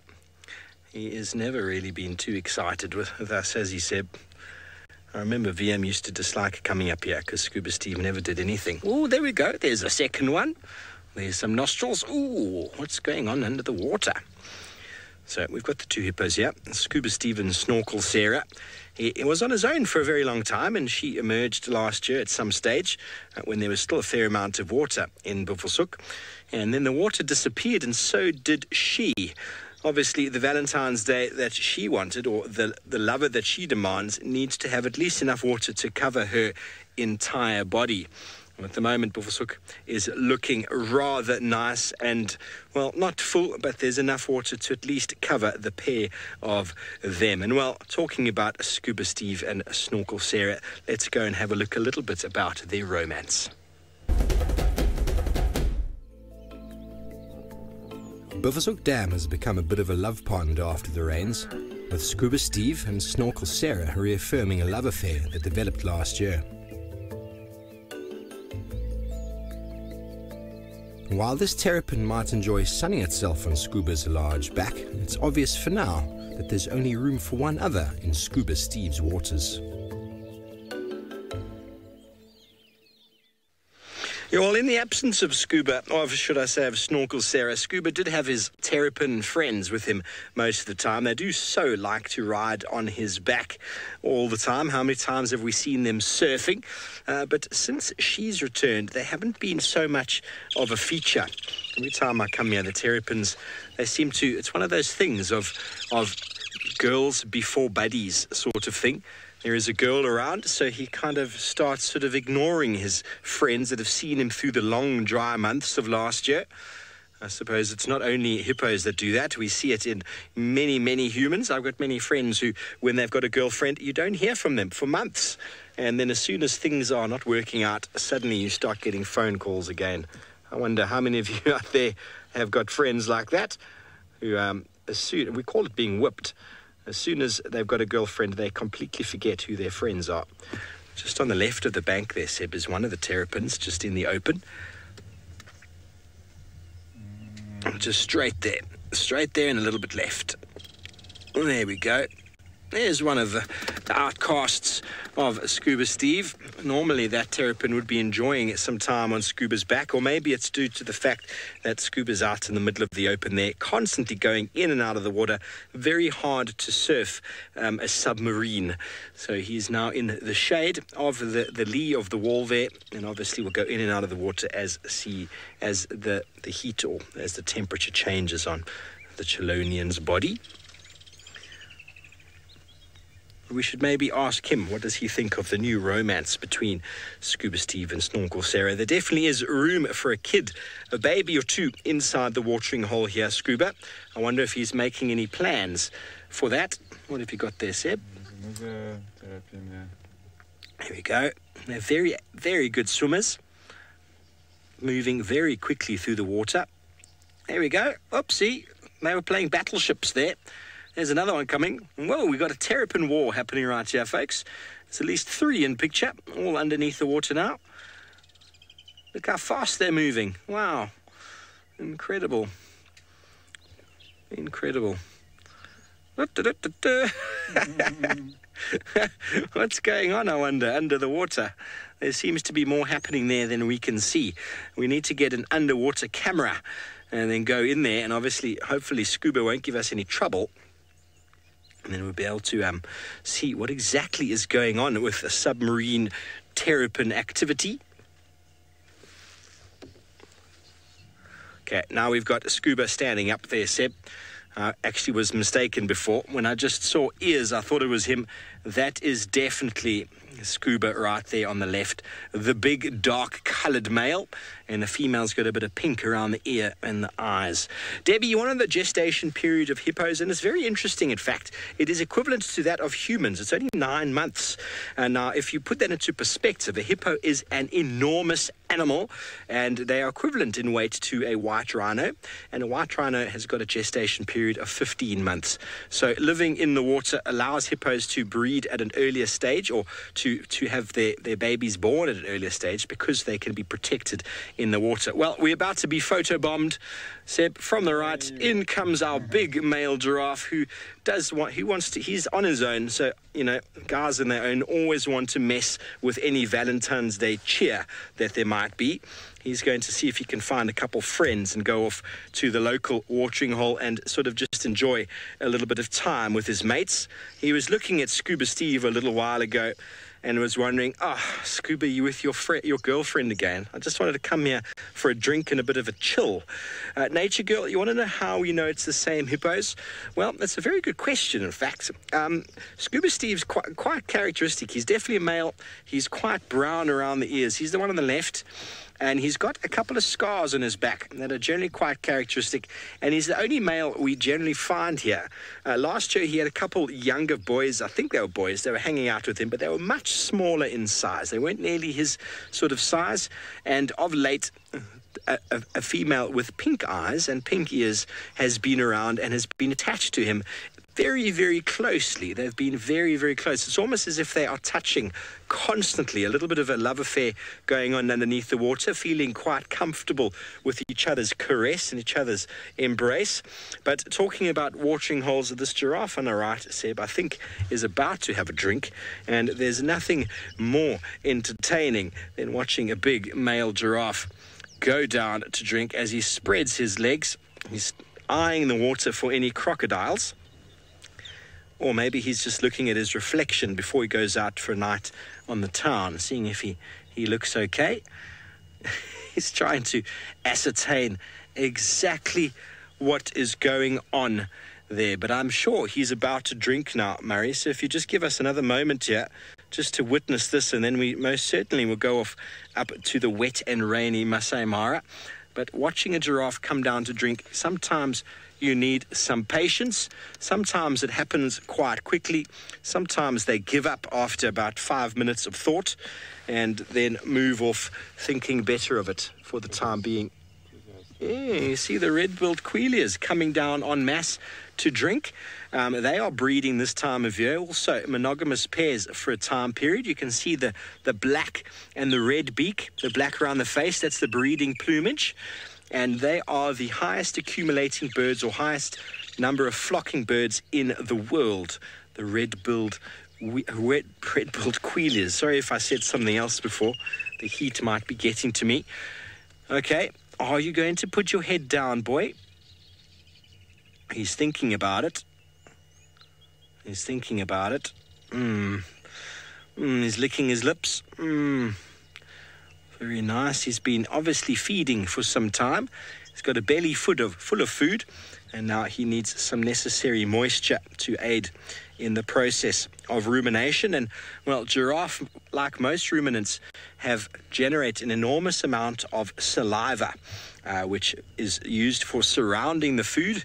And when they chop it up, when they chew it, rechew it to swallow it again, it gets covered in more saliva. And the saliva in ruminants is loaded with microorganisms designed in the breakdown of the vegetation that goes in. And so they need moisture to help to generate more of the saliva, and also obviously for all of the important bodily processes. He's looking over again at Scuba, hoping he's going to come over to join him for a quiet drink in the corner. Here we go. Now, folks, it requires a lot of effort for a giraffe to put its head down. There's a very strong ligament along the back of the neck that's attached to sort of the shoulder area along the back, which pulls his head up. You saw how he just released and his head went straight back up to that sort of 60 odd degree angle. That requires no effort for him to hold his head there. But to pull it down, to drink or to feed, he needs to engage all the muscles in the front of his neck to pull that ligament forward so that he can go down and drink. And obviously he's also very tall, so he needs to spread the legs very, very wide. And they can only do it for a certain period of time before they get too much blood to the brain, and then they sort of just release those muscles and that ligament shoots the neck all the way back up. So when it comes to Valentine's or to mating in giraffe, there's no real sort of, romance. A male giraffe will just come and go. There's no parental care. He'll find a female in estrus and he'll just follow her, and he'll just keep pushing her into bushes as she feeds, trying to mount her from the back until eventually she succumbs. So it's not the most romantic sort of thing. It's kind of like, I'm not going to really describe it as anything, but he just basically forces. He just keeps going and keeps going and keeps going, keeps trying to mount until eventually she is either backed into too much of a bush or she finally accepts his mating. Well, exactly what I thought might happen. The giraffes either drink or they think better of it and move off. Well, there is Scuba Steve and Snorkel Sarah, very interested this afternoon. Hopefully they will manage to reproduce, and maybe, there we go, maybe we'll see a young little hippo in the water here at some stage. But let's go over to Ali. She's not too far away, still, I think, searching for any signs of the little princess.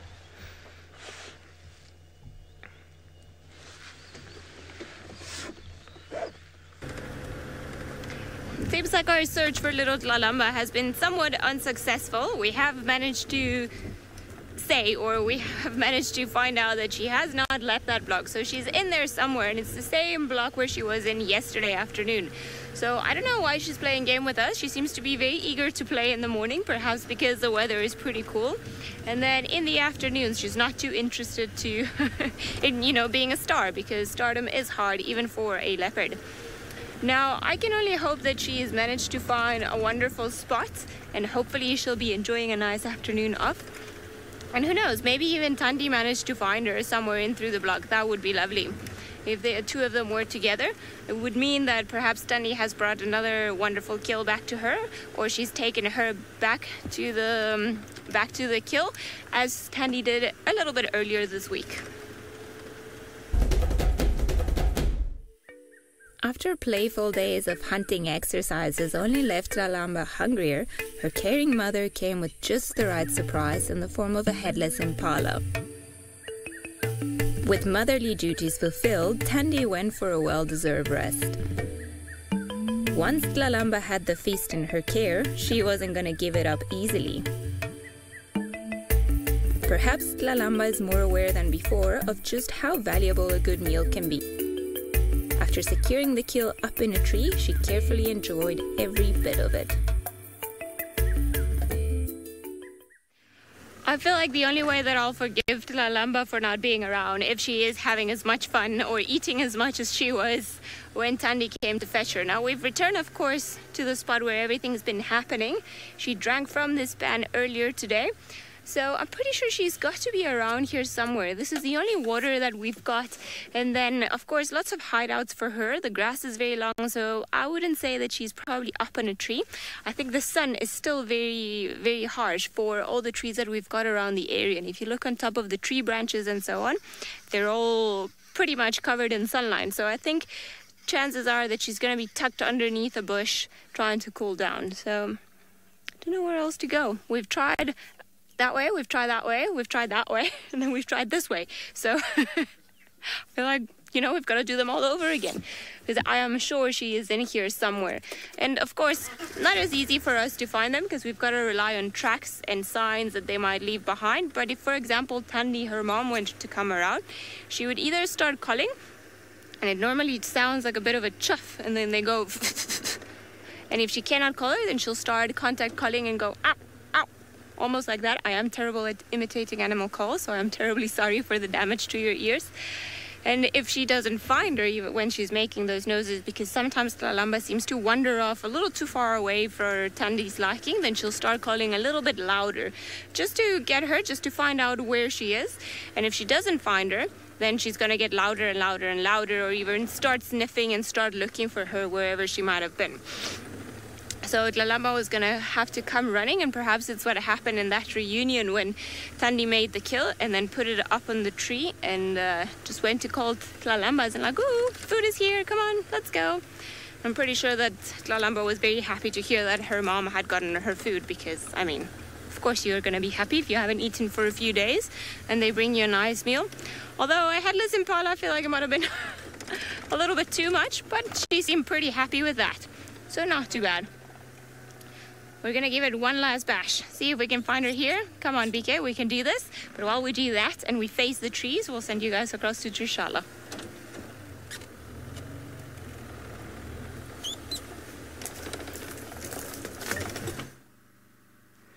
Now, somebody said that giraffes don't have lots of romance in their lives.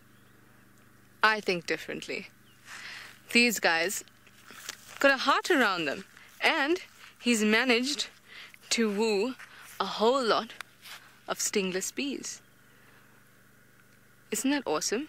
Davi, if you come around here, you can see them all settling on this piece of grass. Can you see that? Yeah, I'll come have a look now. That's amazing. That just caught our eye while we were being imaginative out here. Pretty cool. So the sun is setting just slightly, the light has gone low, and it's time to talk about the last phase of love. It is companionship. That is the type of love that you feel with your family, your parents, your children, and of course, your partner. See how I got all serious and soft? But it's still exciting, I promise. So, now we're actually going to speak a little bit about monogamy and bonds formed between animals. So I just wanted to get in here and show you a little bit. Whoop. Firstly, when it comes to monogamy, we get this impression that monogamy means that a pair will mate for life. It doesn't exactly mean that. What it actually means is that an animal will have, or an individual will have, one partner per season or one partner at a time. But if you think about it, it's easier and it's less work to stick with one partner that you know you breed well with, you know you live well with, than to invest now more energy in finding new partners every single breeding season. So that is the true definition of monogamy. And then having a life partner kind of comes out of that. So just so you have a better understanding. So we're going to look a bit at bat-eared foxes. And they are monogamous. And we're going to have a look at how exactly, well, they hang out. And you can see the distinct differences between that and the way that the leopard and the lion were. Let's watch. So there we have the couple. And you can see that they are grooming each other and they're lying very close to each other. And that's something quite typical because that's how they reaffirm their social bonds between each other. And look at that. We have the little pups asleep there. Very sweet. You'll often see them in this kind of setting, especially if they have little ones. They will be together and they will groom together. They will forage together. They will be in the same burrow together, and they were always in close contact. And look at that, while the babas are just sleeping nearby. It's sort of an increased feeling of safety, having stable relationships, having stable parents in order to take care of the little ones. And that is pretty much the same for birds as well. Now, bat-eared foxes are renowned for their playfulness. They will play constantly, even into adulthood. They will play a lot. But we're speaking, well, okay, let's just finish up with the playing. The play, and for most mammals and most animals, is really, really important for the development socially, for the muscles, that's physically and emotionally. It builds bonds and relationships, and that's why they're constantly near each other, because they're reaffirming each other constantly. Rosalind would like to know if animals understand love. Well, Rosalind, this is the whole point of today. We're trying to figure that out, and I'm trying to let you guys know everything that I know about love and animals so that you can make your own judgment. Like I said, there's hard science and there's soft science, and we need to meet somewhere in the middle so that we can actually determine whether these animals can feel this. And love is a big word. It can mean a lot of different things to different people. And it's important to keep that in mind, because what we know as love to a bird may just be social bond. You understand that? So our concept of love in our heads may be the same as the concept of love for the bat-eared foxes, but we would never really know until science decides to conduct some sort of weird experiment. I don't know how they do that. Anyway, monogamy.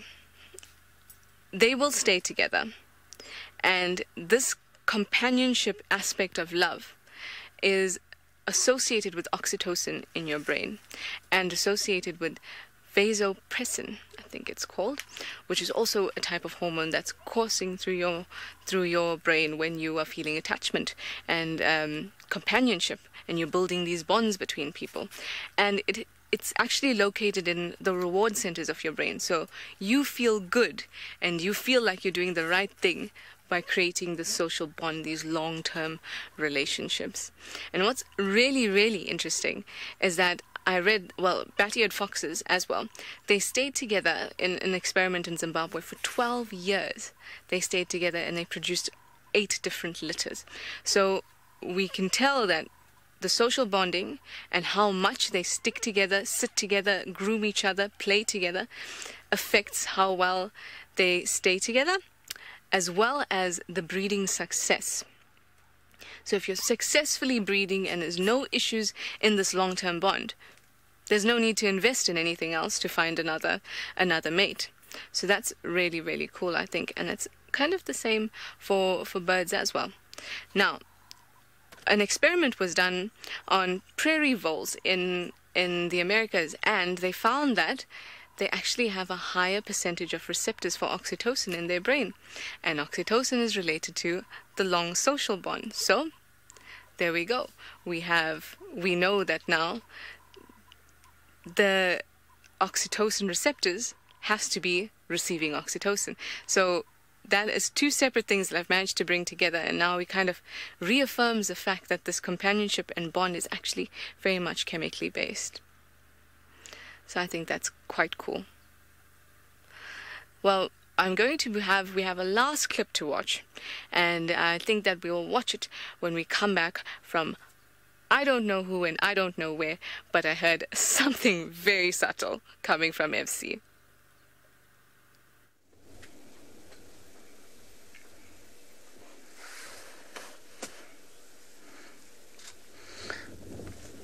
Here, the king is asleep. The weather has become a bit too much for him, and he has decided to take it easy. The rain has subsided, so it is much, much better. He is far a distance from his brother. He's all curled up like a big pussycat, trying to keep himself as warm as possible. This male is in his prime, as you can tell by the male. When they're in the prime, they're actually very intimidating to very many others. That male is almost mixed colors, blonde, black, gray, and that is typical of a fully grown lion. A lion's life is one unique circle where in their prime they have the best life, where they could have multiple prides where they move around to dominate, mate with the females, and make sure that their domain is safe. And every now and then they'll cycle around different prides. And it is the case with these 2 beautiful male lions. Nancy, you asked me if lions need rain to get clean. Well, lions don't need rain to get clean. They don't need to get clean at all. Every now and then when it rains, I'm sure they do get clean, but they don't need to get clean at all. They can live without rain. All they need is to clean their faces after eating, and that's the cleaning they do mostly. And in this case over here, this guy has got it much easier because there is enough water, so all he needs to do is actually lick away the water. Yes, I was talking about, the life of lions, and once they pass, the prime life, then their life becomes very, very difficult because competitors will come in, and if they cannot stand their ground, there's a bit of yoga over there. Lions are very, very flexible. They can lick almost every part of their body. The only part I've never seen them licking is their back, but everywhere else in front and under, they can lick. They're very, very flexible, just like other cats. That's the hind paw. Good camera work. Yeah, this is the one with perfect, 4 limbs. The other one has got limping limbs. Yes. Well, this guy is not getting too much done. He's just making sure that he looks better for tomorrow. We have other things in the Mara that we'd like to show you. Last week I had experienced a nice pair of crown cranes ready for courtship.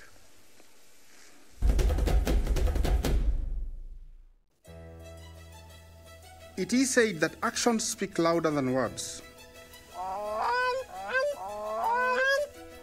For these grey crown cranes, words were all they needed to proclaim their love for each other.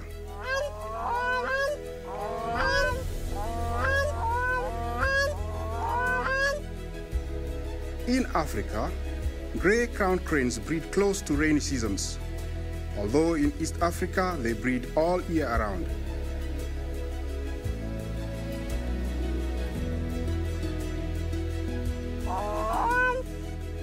We'd like to wish a happy Valentine's to this lovely couple.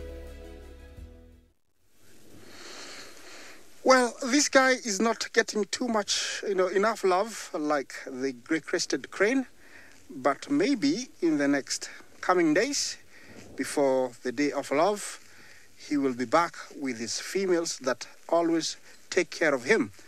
He's actually trying to clean himself as much as possible.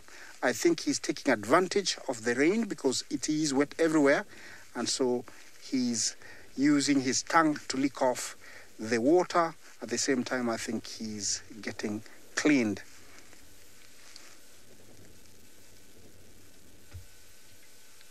Yeah, I think he had too much hairs in his mouth. That's why he shook his head. Yeah, maybe clean the mane now. This is what they do, how they clean, the mane. They are able almost to clean all the mane, excluding the face. They clean the face using their forelegs. He's quite very chilled, and tonight he might end up, looking for something to eat because he hasn't eaten for quite a while. And I'm sure he's very happy that the rain has eased so he can spot whatever he's gonna go for. The only unfortunate thing about, males that dominate, more than... Rob, yeah, you say that maybe he'll have some females on Valentine's Day. Who knows? I think he might have that on his calendar. He might go looking for the females on the 14th. Well, the very unfortunate thing about, these males is that every now and then they have to kill for themselves because they dominate quite a big area. And when they go, they normally go for big animals like buffalo, eland. But his brother is injured, so I don't know what they're gonna go for. In the next few days, they might be forced to go back to the females. He's very happy cleaning himself, very relaxed. Yeah.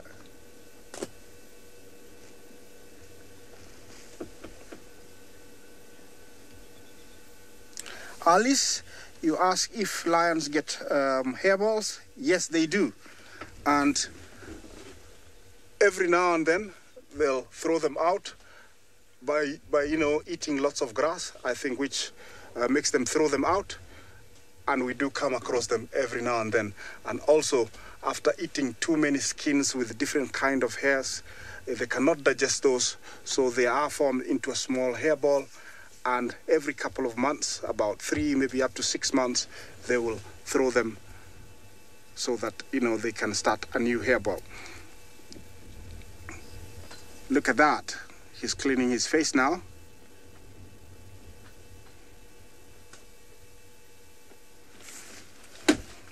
Yeah, he's trying to look good. And while he does that, let me link you down to Duma with a different animal down in Duma.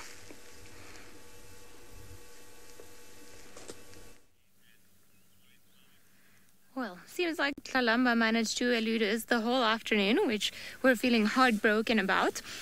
But in the meantime, we've managed to come across this very large sounder of warthog. It seems like there are 2 females and about maybe, I'm going to say 6 or 7 piglets. That's what I could count before they all scattered around and started running. Now, there's a funny saying in Africa, because a lot of people consider the warthogs to be ugly things, that they have a face that only a mother can love. Now, I don't feel that's quite true. They've got some really cute faces to my liking. So I think it's a little bit mean just to say that to them. Tiny little creatures, and the mothers are around and just making sure they look after them. Should anything come their way, then very quickly they're going to look after them and alarm, and everyone's going to start running. You see, there's a mother carrying her very impressive tusks, and that she will use to defend her little ones from things that might come around. For example, like a leopard or a lion. I would assume that these are, in this area, their main predators. So if anything should happen, or if they should come across anything, they're going to stop eating and then quickly run and then all put their tails up as a sign to follow each other. And then they all, look at that cute face. I think they have pretty cute faces all around. I think that saying, for whatever reason, is quite mean. And we can tell that definitely both these 2 females are the mothers, because they both seem to be lactating.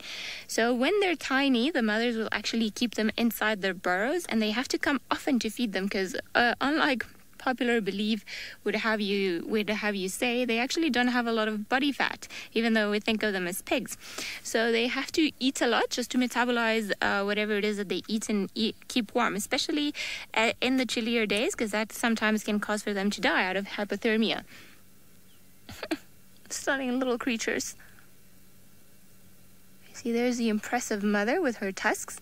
Now you'll see that she's got 2 pairs of tusks, the one on the top and the ones on the bottom, and it tends to be the ones on the bottom that do a little bit more damage than the ones on the top, because the ones on the bottom, every time she opens and closes her mouth, they start sharpening themselves, almost like the tusks of a hippo.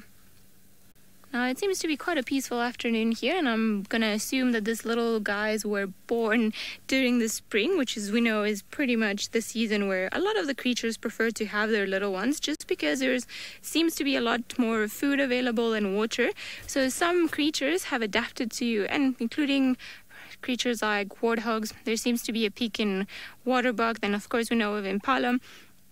Some creatures or some animals in the wild will mate at different times of the year. It doesn't really matter what season we're in, but some others will try to mate in the winter time so that they have their little ones in the summertime or in the springtime when there's potentially a lot more food for them, so that the mothers can eat more, they can produce more milk, and then they can feed their little ones better.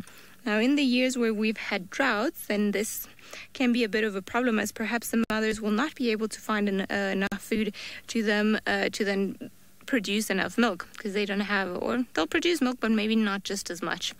I do think they are incredibly cute. There's something about them. And ironically enough, they potentially have the worst squeals in the animal kingdom. So if you think of a human baby yelling their lungs up, if you were to separate a little one from their mothers, or perhaps a predator would come around and maybe try and grab a bite of them and they would get a fright, their squeals, oh my goodness.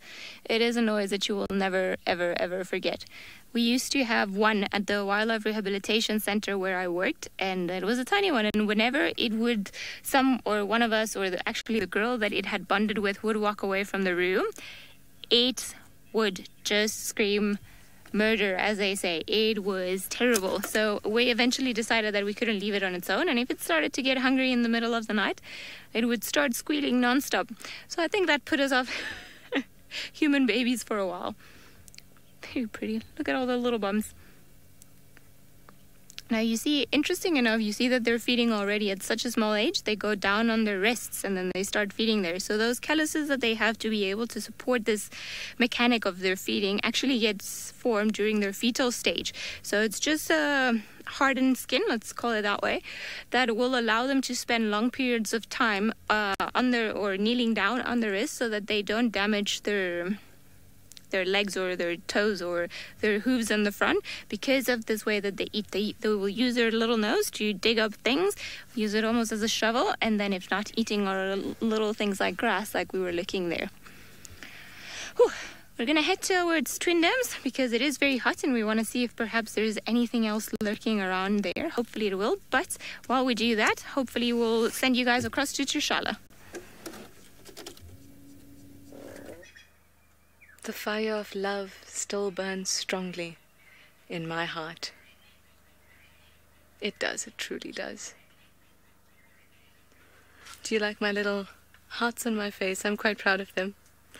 Well, the setting has gotten a bit more romantic, it's a bit more dim, and we have a candle-lit tent session awaits you.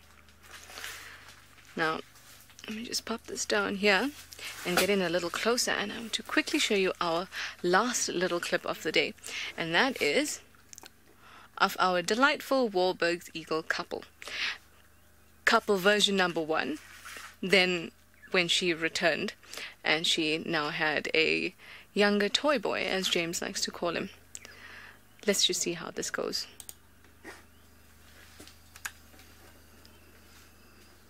So this is the male. Oh, look at her wonderful eyes. Yes, she sees love. So they're both pale morphs, and they have mated a couple times. We know that they have a nest, and you'll see that he'll mount her soon. Also, this affair lasts only a couple seconds. Yep. Yeah, and they'll continue to do that through the breeding season until she lays eggs. Now, this guy here, he came into the picture. So what they do is they're intra-African migrants, and they'll leave South Africa around April, March. So the couple left together, and then she returned with this normal colored Wahlberg eagle that you just saw there. But we discussed monogamy, and typically we think, oh, well, they're monogamous, so she should be mating for life. But that's not the case, as I explained with the definition. So there are many things that could have happened here. Her original partner may have died during the migration. He could have been taken by a larger eagle, maybe a martial eagle, or trying to get a snake or something that's got sharp teeth could have got him. Even a leopard could have got him if he was in the wrong place at the wrong time. And so, like I said, the meaning of life, make more of me. It's very unlikely an animal's life partner or pair bonded partner would die and then they would not breed again. That's very unlikely, because then they're defying what they're meant to be doing. So in this case, it's very likely that she said, oh well, he's gone, let me now find a new partner, and that's exactly what she's done. And it's the right thing to do biologically. I think that's quite cool. And it also goes to think, oh well, does she feel some sort of mourning associated with it or anything like that? And it appears not. I mean, it was a time frame of a couple months. She was back. So, quite cool, I think. Sleepy asks, is it not proof that animals love because we love? I love the philosophical questions coming out today. Love it. It is. We are animals and we feel this love. The difference is how our brain interprets it. Chemically, the same things are happening. Chemically, this animal's oxytocin receptors are gathering up all that information. Same thing is happening with us. The exact same chemical reactions are happening in our brains, but somehow we feel that we feel it more than they feel it. But that may not be the case at all. So it's really, really something to think about. Very cool. And then also, speaking about the monogamy, they actually don't, if breeding success is not great, it's likely that the pair will break up, and they have only reared one chick, so that might also be a pointer.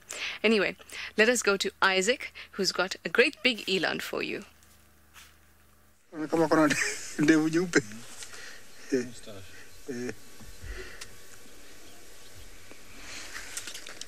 Here we have the beautiful and the largest eland, and this is a breeding herd that we just came across. We couldn't see them from where we are. I just started driving and they appeared. It's quite a large herd. Maybe the lions we saw will make a meal of these guys, one of these guys, tonight. This is the Africa's largest antelope, and it is in abundance here in the Masai Mara. A breeding herd usually has got a few males and lots of females. You can tell there is no young ones, so we might be getting some young ones just before the rainy season. Always very inquisitive because they have very good sense of hearing, and they can hear me talking from that far away, quite a distance, and they can hear me talking. Usually very shy, they'll try and run away.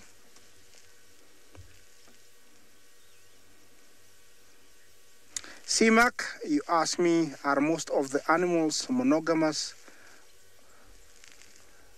Over here, I would say we have both. We have monogamous and polygamous. Over here, it is polygamous, and with most of the polygamous animals, the ratio is almost equal, so there is no that big of a competition. We do have also other ones that are monogamous, and basically they are the smaller antelopes, like the reedback, the oribi, steenbok, dik. Those ones are monogamous. The bigger ones, that is the topi, the eland you see here, the hartebeest, the Thompson's gazelle, the Grant's gazelle, are all polygamous. Usually when a female comes into season, then the male nearest to her will mate with her if he can beat all the other males.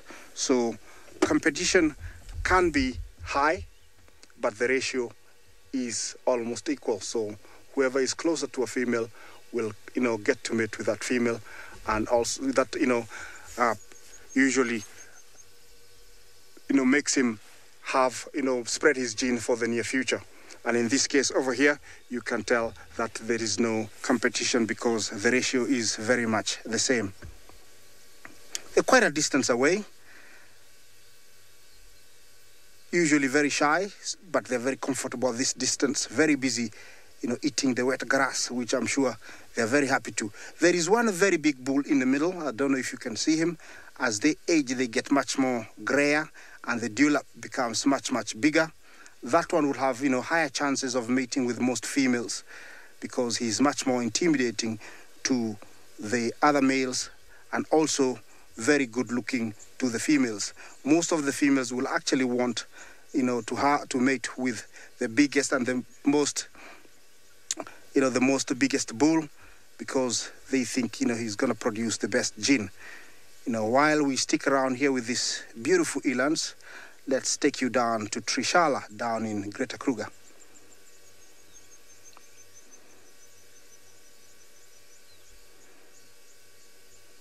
Love is everywhere, even in the middle of the bushes. And I actually wanted to talk to you a bit about the love that's everywhere else. I know it may sound so cliche, but in Africa we have... Love is such an important thing. We have marula trees around us, which is basically the symbol of love and fertility in most of Africa. We have the leopard orchid that you'd have seen on our property as well. Potent love potions apparently can be made from it. So all these things are around us, and it's not just Africa, it's everywhere in the world. So I love this discussion, and I really hope that you guys will take everything that we've learned. We learned about the attachment, we've learned about the lust, we've learned about the different hormones that can be coursing through your body when you feel this love. But the most important thing we've learned is that it is the way in which we survive. If it weren't for love, we would not be able to survive in the same way. It's what propels us into finding partners and then mating in order to have more humans, more of us, make more of me. So I think it's super, super cool. I must have said that 100 times. It's because I'm such a sucker for love. Totally am.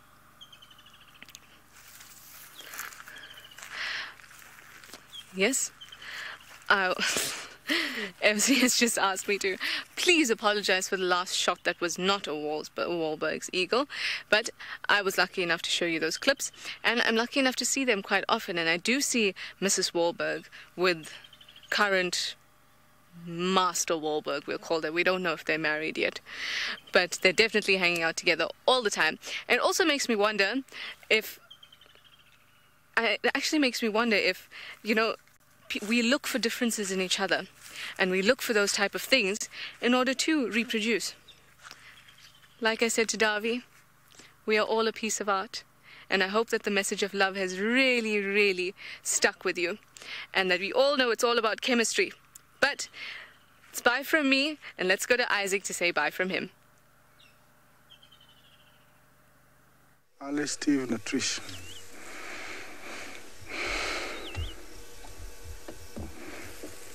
That is another animal that we just found from a long distance away, enjoying the sundowners over here.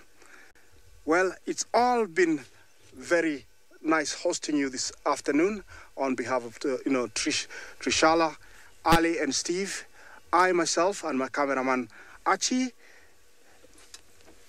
It has been wonderful hosting you this afternoon, and we're gonna end it here with the elephant saying goodbye and heading away towards the other horizon. Bye-bye, and see you tomorrow morning.